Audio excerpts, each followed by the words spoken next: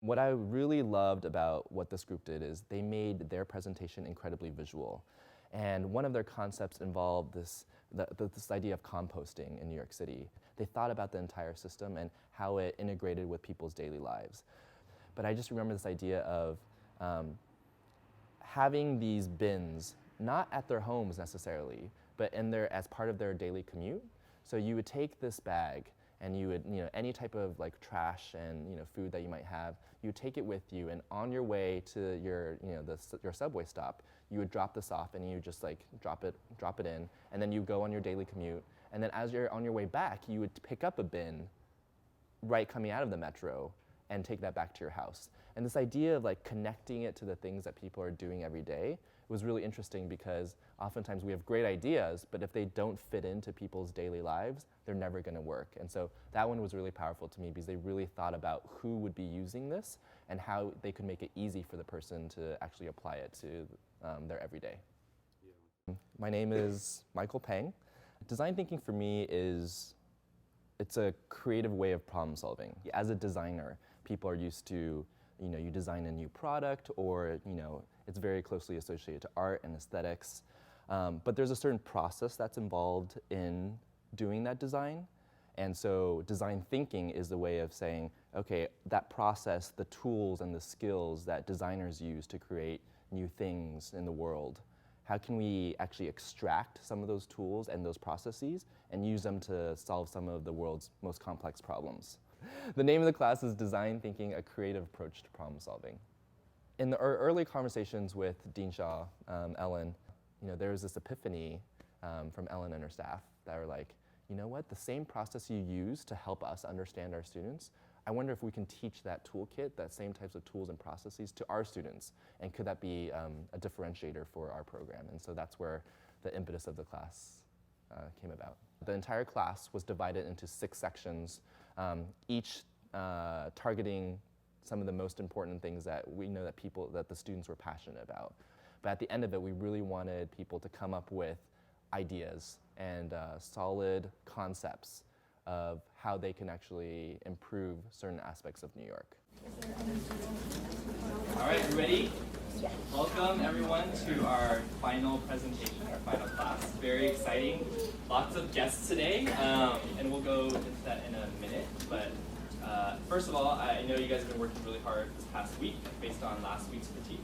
And so really excited to see what comes out of today. One project was reimagining what the patient experiences at hospitals within New York City. This group just sort of gravitated towards, oh, there seems to be this need that they were finding in their observations of pregnant women. So what is a pregnant patient experience? Well, it's not just labor and delivery. It's a period of time that usually extends to about 9 months in between when you first realize that you might be pregnant to the time you call that special someone else and let them know that this is going on, to the first sonogram image that you see, and to lots of different kinds of people touching your belly, to definitely that labor moment and some of the moments afterwards. So when looking at this challenge, that's our frame. And it's kind of in this process of interviewing this whole wealth of people that have either had babies or haven't had babies or about to have babies, they came up with all these insights. And I just remember for this particular presentation, what I was really wowed about was this idea of the hallmark moment, right? Oftentimes the first thing that happens is after the baby comes out, they clean off the baby, you get to hold it, and then they take it away, right? And there's this really interesting idea that came out, which is the idea of a baby cam. So a camera that follows the baby. So no matter where the baby goes within the hospital, the mom or whoever the family has always a line of sight to the baby, so that they're always connected to them, even though if they might not be physically connected. And it really was generated from this, this insight that people want to always be connected to this special moment. And I purposely left this one big because I didn't know where students were going to take it. It was easy for our group to identify our frustrations with how we move around the city. They naturally gravitated towards subways. And I thought, okay, that's great. There's so many opportunities to make that experience better. How can the subway adapt to our needs instead of the other way around? They really tapped into watching people and watching what people were doing. How do we make this really transparent about when the trains are coming and how long it takes, that before I even get down, I can potentially take my cell phone call outside, see that the train is coming in 2 minutes, end my call, and then pleasantly go in. But how can something as small as putting footsteps actually help direct people so that they can actually, it's just this natural inclination to just follow this flow of that people aren't just always, being bunched up together. So there's just a lot of fascinating ideas from that project and really simple ones. And one thing that we always talk about is there's not always one like big idea that's gonna reshape the whole transportation industry, but they thought about all these different touch points and thought about collectively, if you were to put these all together, how powerful would that be? For me, probably one of the best, if not the best,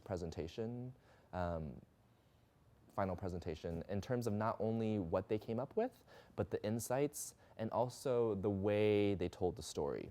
They instantly came in and the first thing they said is, welcome parents to this new school. So they instantly put us, the audience, in a different type of mindset.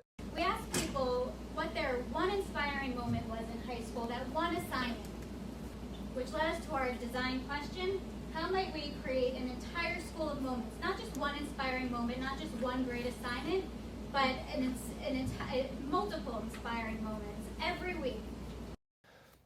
And then they paired that with this idea that, like, thinking about the entire cycle and getting all these teachers from all these different disciplines together to actually teach one cohesive lesson. So you actually learn all the different things that you're learning in all your different classes, but you're learning it through one lens.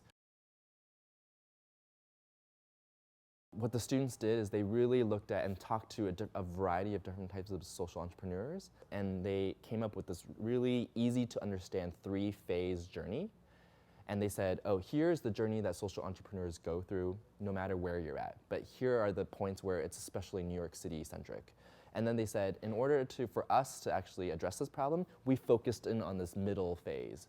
I thought that was a really great way to say, for students to actually say, okay, there is this huge problem, but here's what we found out from talking and observing people here, and here's what the meta synthesis of this is, this 3-step process. Now, let's take that and let's build that out a little bit more.